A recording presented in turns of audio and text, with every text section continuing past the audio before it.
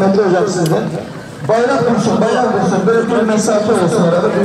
Size zaman şöyle mola alabilirsek size.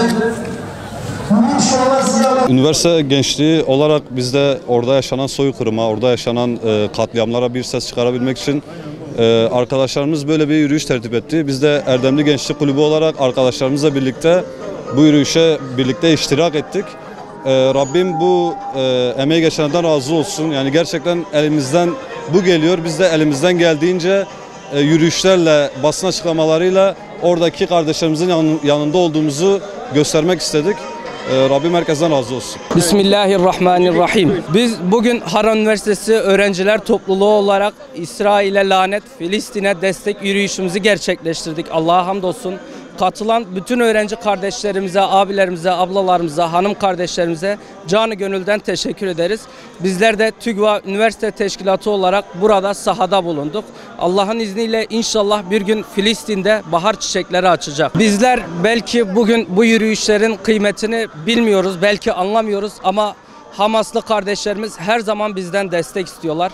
Biz Nemrudilere karşı Hazreti İbrahim'in tarafında karınca misali ateşe bir damla su götüren kardeşler olarak onların yanında duracağız inşallah. Filistin kardeşlerimiz yanında olmak istiyoruz. Onlar yani Müslüman hep bir vücut gibi. Bir kısmı yaralıysa diğer kısmı o da yaralıdır. Biz onların yanındayız. Asla bırakamayız. Kalbimiz her zaman o kadar Allah'a dua ediyoruz. Her zaman sizin yanındayız. Asla size bırakmıyoruz. Terk etmeyeceğiz. Onların yanında olduğumuzu göstermek istiyoruz.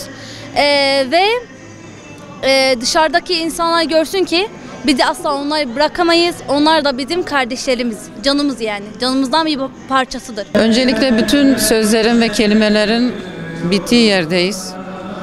Gözyaşımız Gazze, yüreğimiz Gazze, dünyamız Gazze oldu.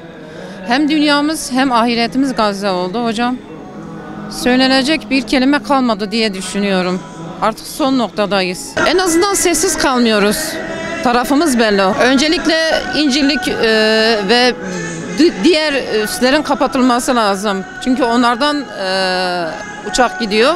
Uçaklar oradan kalkıyor. Uçaklardan başlayabiliriz diye düşünüyorum.